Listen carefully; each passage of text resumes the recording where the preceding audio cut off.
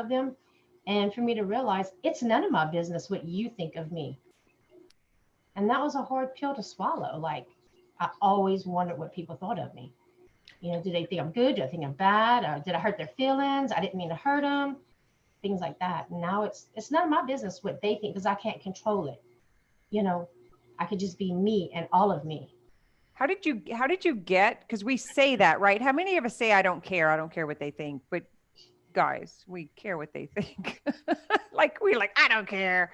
And then yet it everything's controlled by, if we truly didn't care, why are we not bold as shit? Seriously. Hmm. So I love that that's what you pulled out of it, because that's, I hear it all the time. I don't care. I don't give a shit. I don't care. You see that, but if they didn't, they wouldn't be saying that. Right. Right. I mean, I care, but not like I cared back then. I mean, it was like really bad. I'd go to the bathroom 10 times before I left the house to make sure everything was proper and okay. And now it's like, I'm just going to be me and they're going to love me or they're not. There's nothing I can do if they don't like me. Or, when I'm speaking and if they don't like what I speak, then they need to respect. It's called a respect thing, I think. We got to respect one another. But that's what jumped out in the intro. It was like it hit home. It was like a light bulb went off. Like, yeah, here it is. You Yeah. know, It's at the point when we finally accept ourselves. yeah. Thank you for sharing that. Linda, you said you want to piggyback? Yes, that was the same paragraph that really like got to me. The now I know neither and both my scariest thoughts to be true. Like the fear of failing was what used to struggle, like I used to struggle with so much. And then when I kind of got past that, then it was like the thought of being alone, leaving everybody else behind, and and then the what other people thought of me. I used to be that person that said, "Well, I don't care what they think about me." And I would verbalize that so much. But what people thought of me drove my actions so much, because here I am, a relationship coach, and I'm on marriage number 4. Like, who's going to believe somebody who had to get through, have 3 failed marriages and they're on marriage number 4 to give them sound advice or sound counsel in regards to relationships?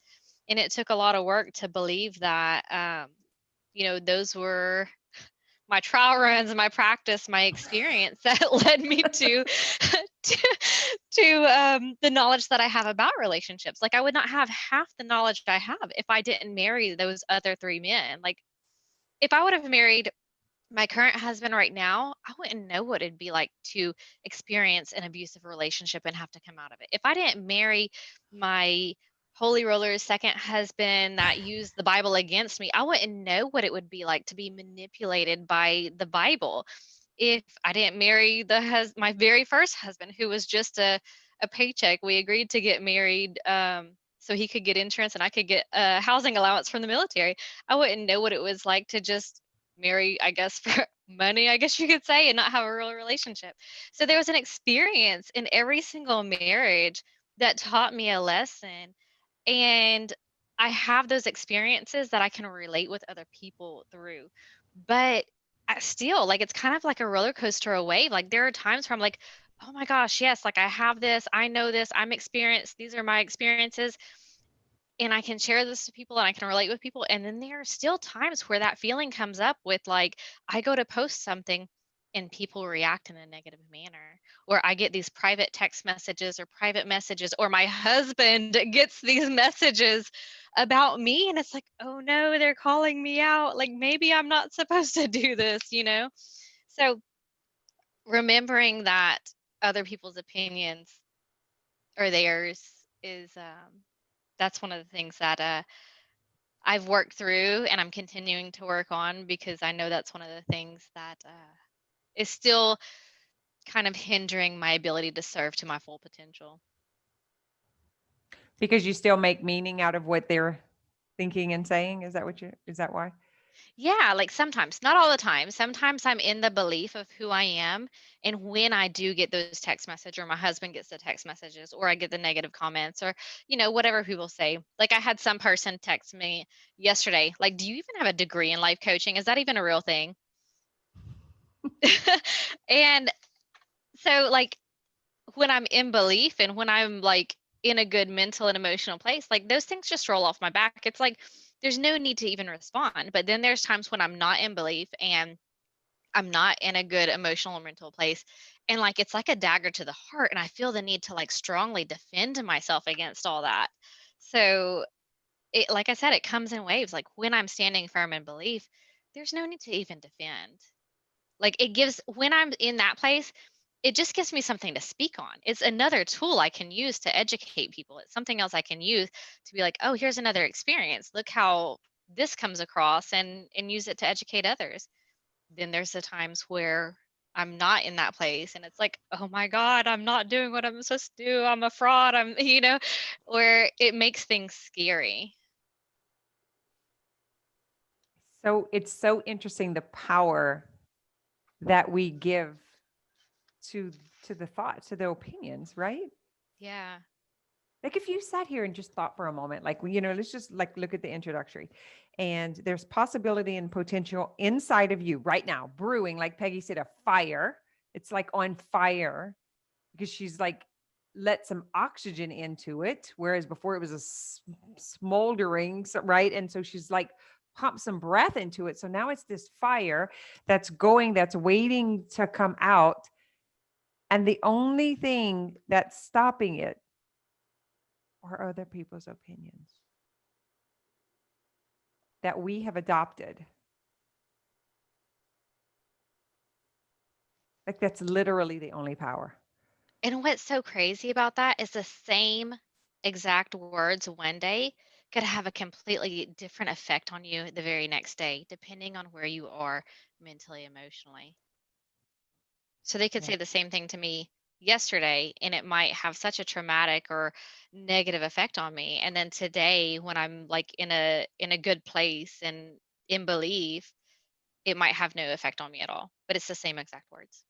I wonder if it's like reading the very first page. I actually read this today. I felt this way for a long time until the pain of staying stuck became worse than the fear of moving forward. If that's not the difference in the day where the pain is of staying stuck is so intense that you don't really give a flip what they think or don't think. And then the other days where you're just kind of, because that was like that totem for me, right? Was like in between. And that's when I realized, oh shit, I'm suffering either way. I might as well be doing something. Like I'm kind of like that with money and with food and everything else too. So why wouldn't I be that way with my with my thoughts and what we're creating, right? Might as well get the other thing. It's only 10 cents more. We might as well save it for when someone's going to need it, right? So do you think that maybe that's the difference between the days? Can anyone else relate to that, to what she's saying? That some days it's so powerful and some days you really don't care?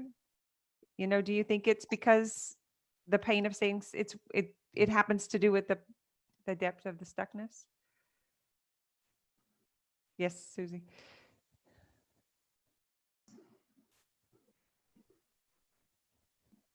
Or what you would have to do to get out of it.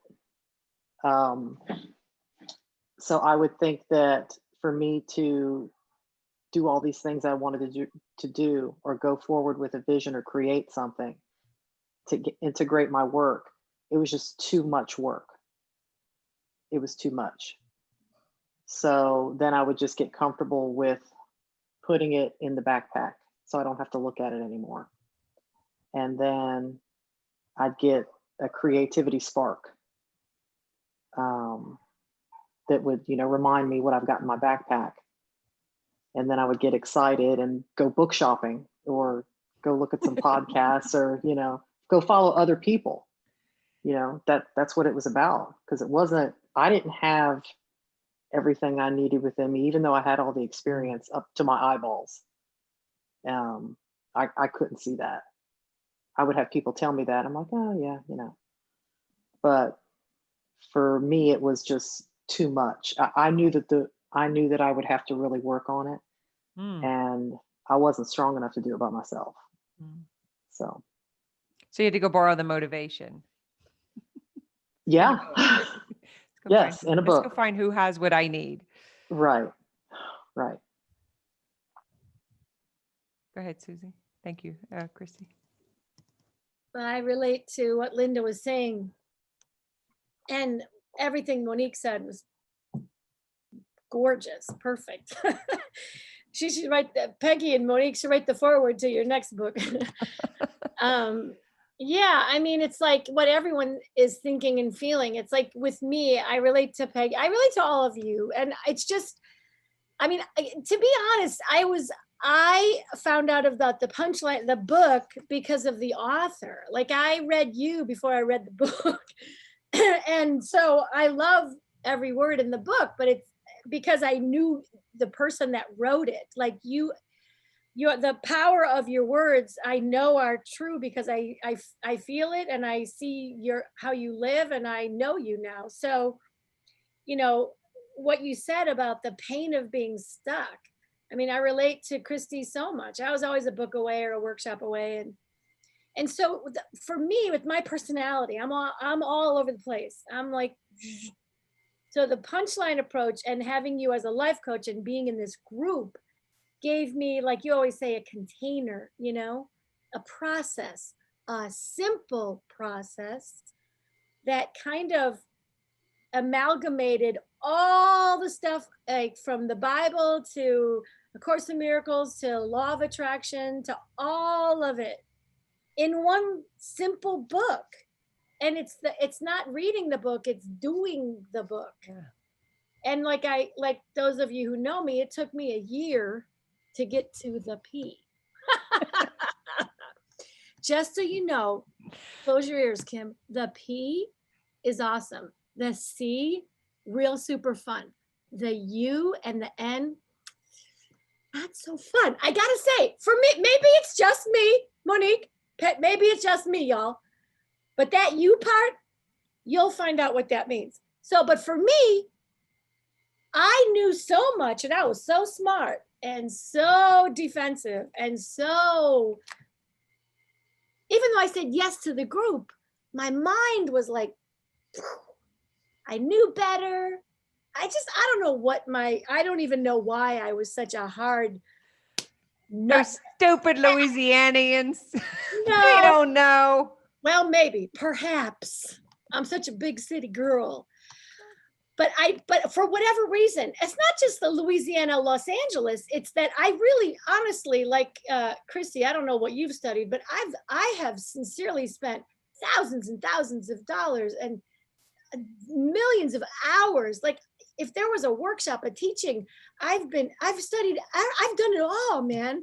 And I'm, older than I look. So it's been a lot of effort. So I kind of felt like I should get this, but it took me a year to just get present and to realize that one underlying belief that was ruining my life. I definitely was growing the entire time, but it wasn't until the program was almost over that I was like, oh my God, I didn't get it yet. And so I had a breakthrough, a huge breakthrough. And I was like, now I wanted to start the whole year over again. I'm like, can I just start over again? Because now my mind is open. So the presence part, it's kind of a mysterious thing. There are all these books and it's written in English and all these words, but they don't really mean much until I highlighted that.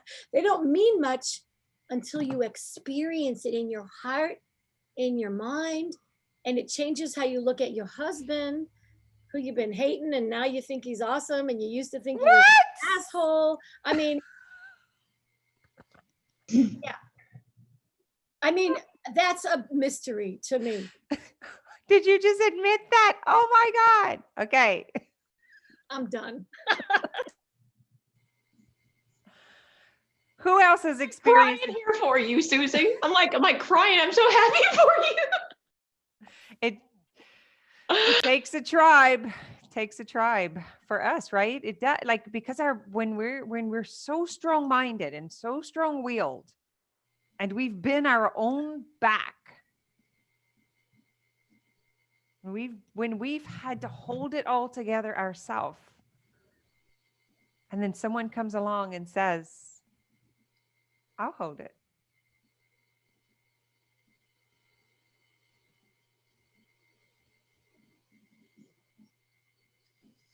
I think self-worth is a lot of it. Yeah.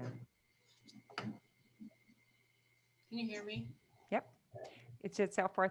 We have to see ourselves first, right? That whole worrying about what other people think.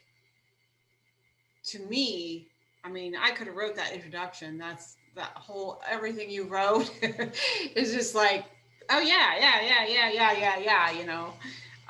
But the self-worth thing, I think, is a lot of worrying about what other people think. Well, I can't make jewelry because somebody will see it. And what if it's not good enough? And I can't do this and I can't do that. Everything was so limited because I was so worried that I wasn't good enough because I didn't love myself. And so beginning to love myself and finding that there is a light inside of me, that when I light up, I feel like I light up everybody. I have been told when I get on a ramble and I get so excited, everybody's like, oh my God, I'm so inspired. I'm going to try to do something. I'm going to do that. And you're so inspiring. And I think, me? I'm inspiring? And I never felt that way before. So that's what I've got out of all of this, is just learning to live life and say, screw it. I can't see what's in somebody else's head. And, you know, maybe they're thinking, God, she's awesome, instead of, what a dumbass. You know? So it's all good, but there's so much to learn, and it's just ongoing. But that's the journey, that's the life. And then being married 4 times before, or only being married once, or being the youngest of 13, that's all part of the journey. And if you didn't have your past, you wouldn't have the journey, and you wouldn't know what you know now. And so it's amazing.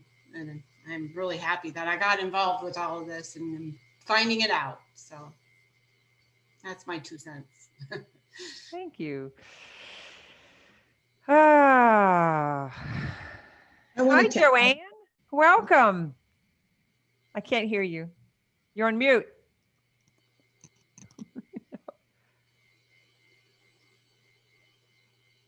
Unmute. Right. Okay, go ahead. Oh, I just wanted to say hello.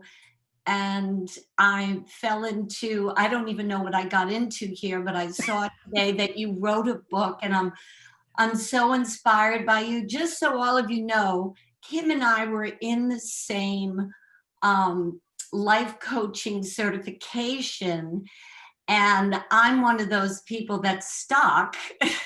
And I spend my time coaching people for no money because I'm not good enough. And I just admire her and just clicked on, oh, what is she doing? And here I am.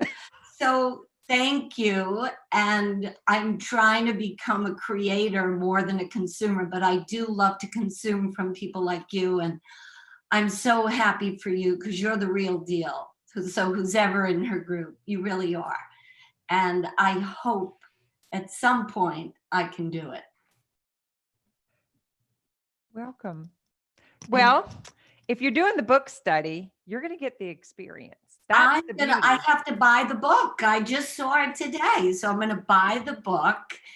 And I love what I'm hearing. And Susan, I think, said something about Susie. This is an ongoing joke that it says Susan. Oh, okay. Susie said something about this work, which I practice and do every day, and it's completely changed my life. And I totally understand what you're saying, is you can read and you can read and you can read, but until you've experienced not punching someone in the mouth and not reacting and actually watching your emotion and deciding who you want to be, until you do the work, you can never really understand. And I love that you're leading this, writing about it, helping women. This inspires me.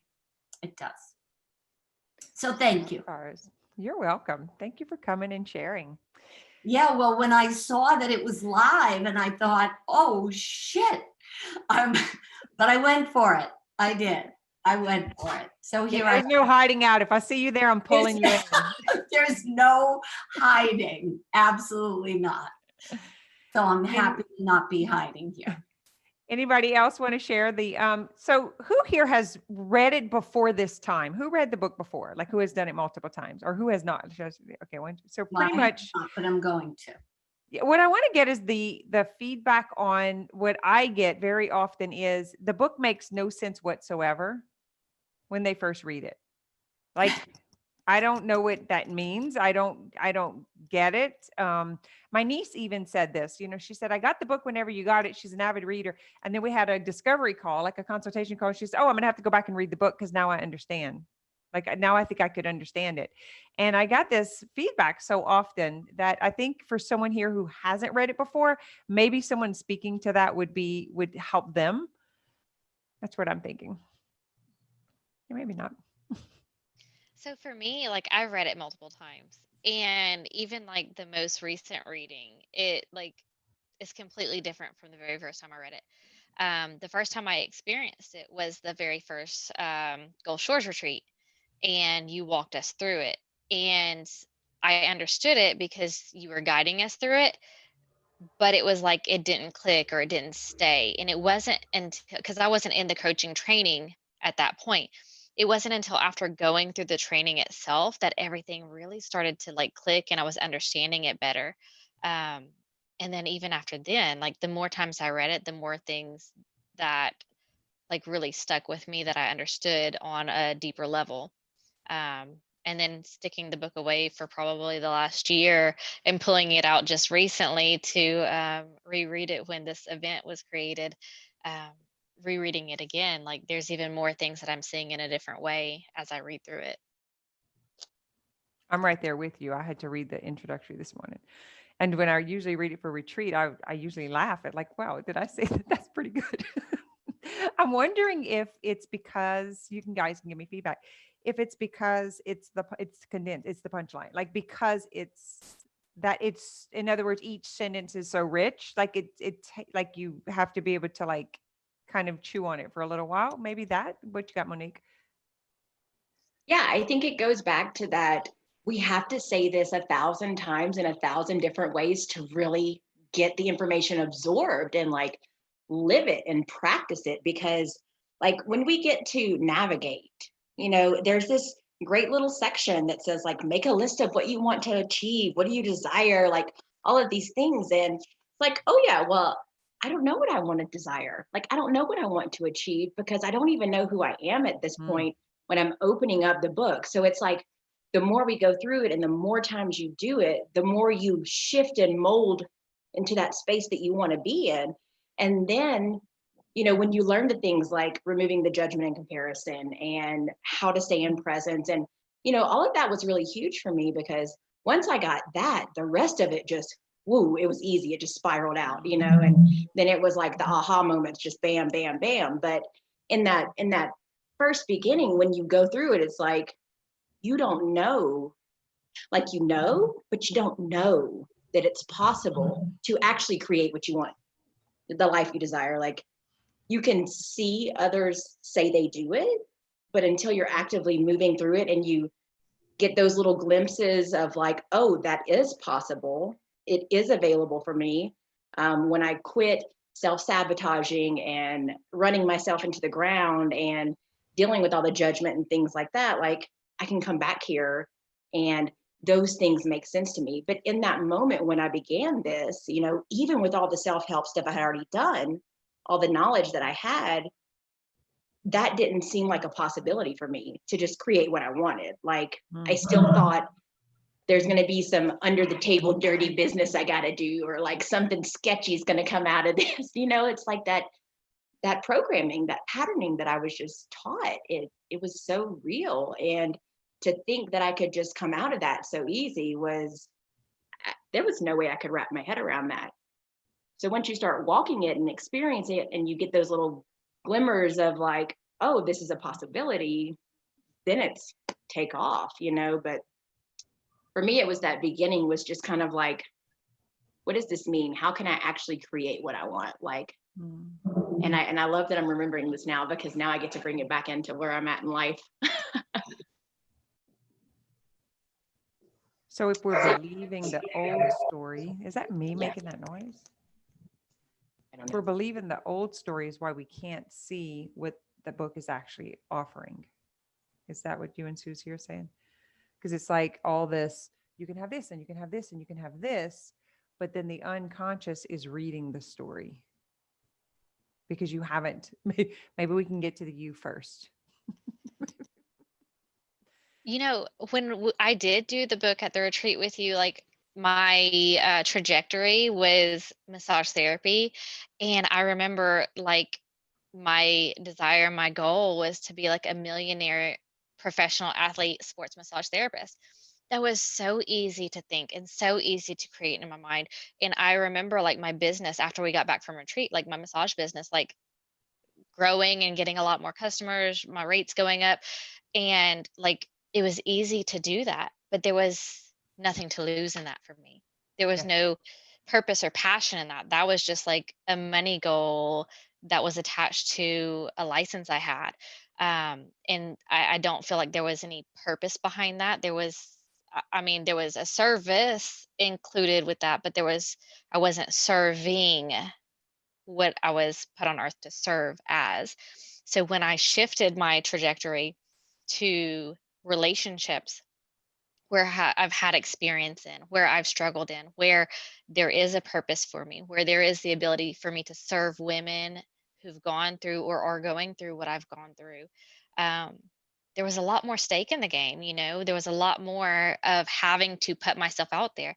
Do massage, there's nothing to put out there. Like there's no risk in it. There's no vulnerability in that. But like serving in a relationship, as a relationship coach, there is so much vulnerability and so much of myself I have to put out there to serve these people that I want to serve. So it's kind of made me reevaluate how to go through this punchline approach when there's actually a stake in the game.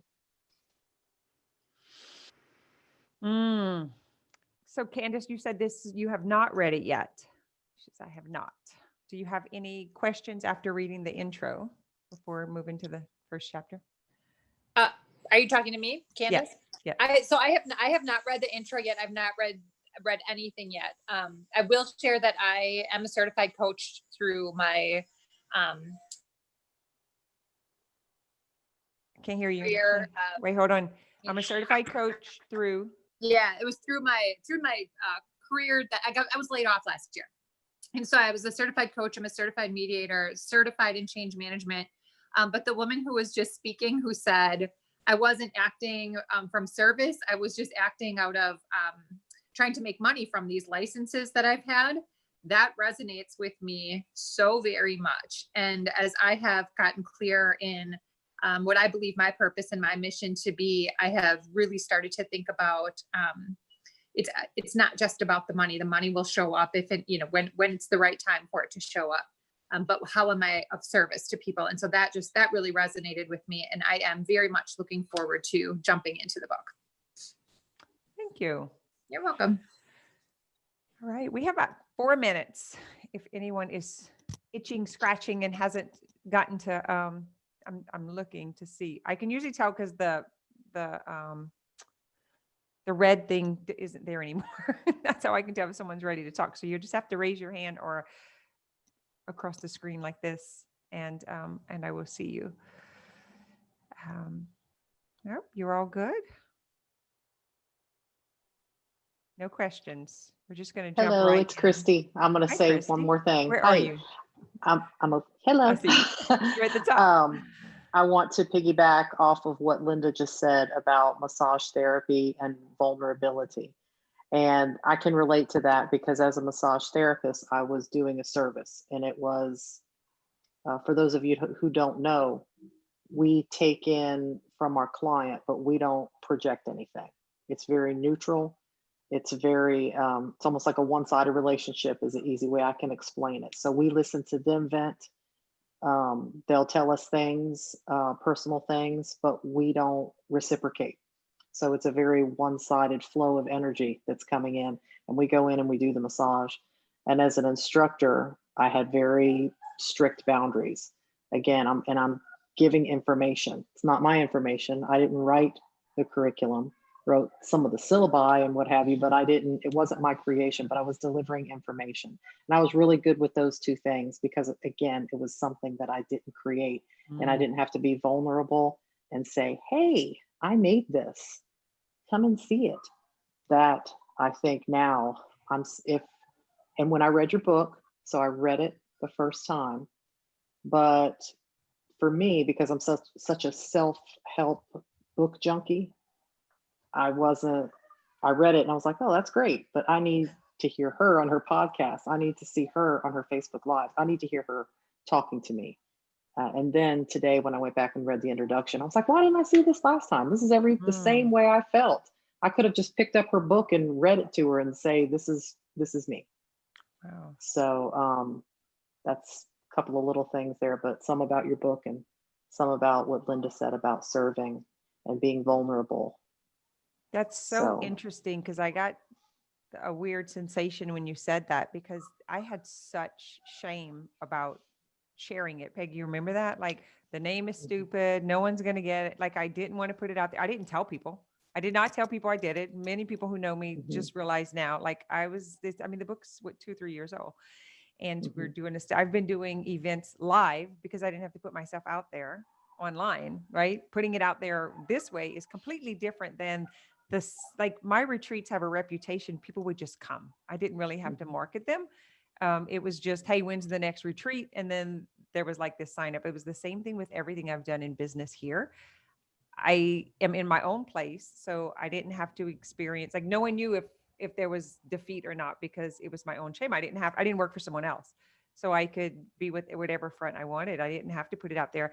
But when you're putting out assets and content, when you're putting your heart out there, when you're putting, hey, I learned this and here's my exact experience on how it is vulnerable. I hadn't even thought of that until you guys just said it. Like, it's very easy to say, hey, I went to the life coach school and this is what we teach and this is her tool and we know it works. But this is like, boo, that's a great tool, but this is the tool.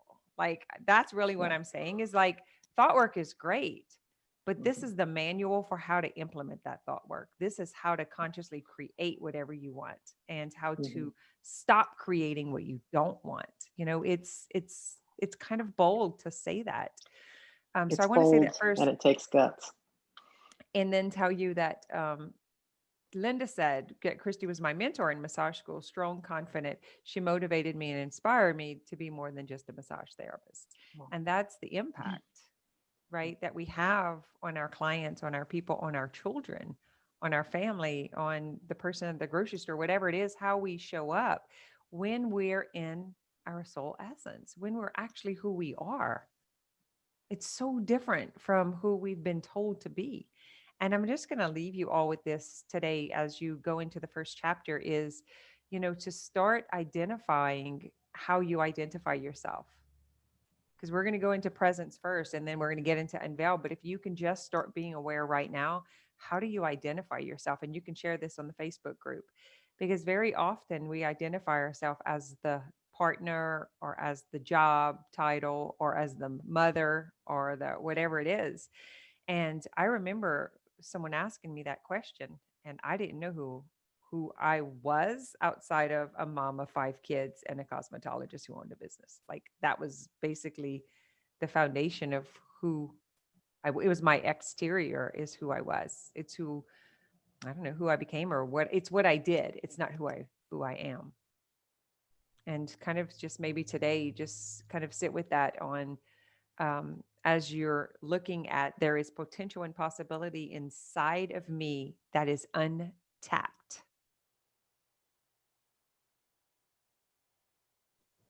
And so we're going to move into the first chapter, which is coming to presence, which is there that we ask those questions.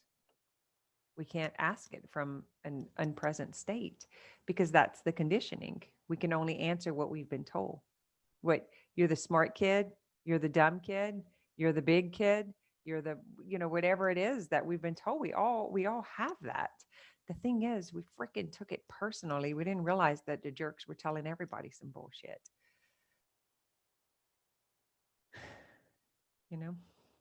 Yeah, I cuss. Unapologetically. Sometimes I don't. Anyway, thank you for joining. I hope to see you next week. I did record just the beginning and the end. It says live on YouTube, but it's unlisted, just so you know that.